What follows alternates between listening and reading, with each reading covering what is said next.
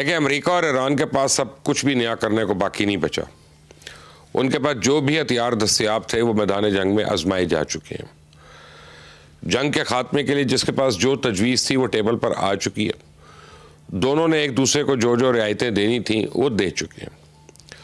दोनों इस हकीकत को भी तस्लीम कर चुके हैं कि इनके पास सुलह सफाई के सिवा कोई और ऑप्शन बाकी नहीं है।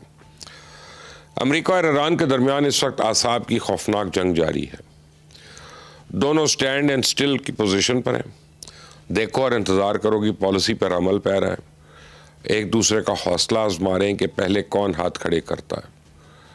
तो ईरान का ख्याल है कि मिड टर्म इलेक्शन का खौफ ट्रंप को बहरी नाकाबंदी ख़त्म करने पर मजबूर कर देगा, जबकि अमरीकनों को यकीन है कि अबनाए हुर्मुज़ की नाकाबंदी अगर मज़ीद चंद रोज़ जारी रही तो ईरानी मईशत ज़मीन बोस हो जाएगी।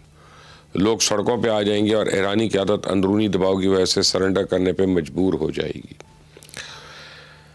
अब सवाल यह है कि यह जंग कैसे ख़त्म होगी। अमेरिकन मीडिया के मुताबिक ट्रंप एडमिनिस्ट्रेशन के सामने इस वक्त 3 ऑप्शन हैं। पहला ऑप्शन तो यह है कि जंग को दोबारा आगाज़ कर दें, और इस ऑप्शन में नुकसान ही नुकसान है। एक तो पेंटागन अपने फौजियों की हलाकत का ख़तरा मोल लेगा, और दूसरा वो अगले 6 महीने तक मतलूबा नतीजा हासिल नहीं कर पाएगा।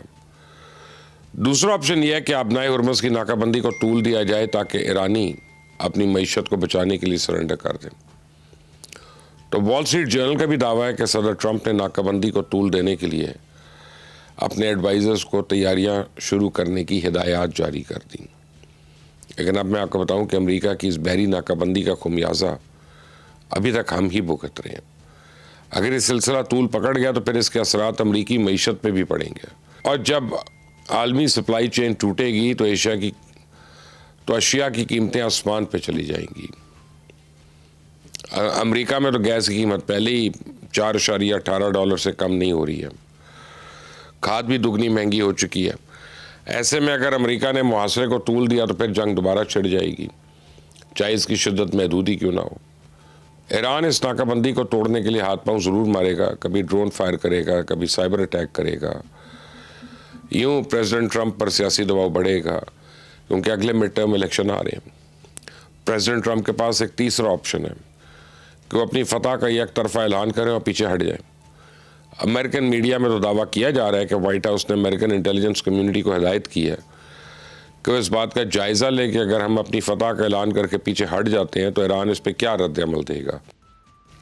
मेरे ख्याल में अमेरिकन इंटेलिजेंस कम्युनिटी शायद इस ऑप्शन को कभी कबूल नहीं करेगी, क्योंकि अमेरिका ईरान के साथ कोई मुआहदा किए बगैर पीछे हट गया तो फिर इसकी धाक ख़त्म हो जाएगी। और फितरत का तो असूल है ना कि ताकतवर अपनी ताकत के भली परवाह ना करे, लेकिन अपनी ताकत का खौफ कायम रखने की कोशिश ज़रूर करता है। तो अमेरिका भी अपनी कोशिश करेगा, और वो कर भी रहा है।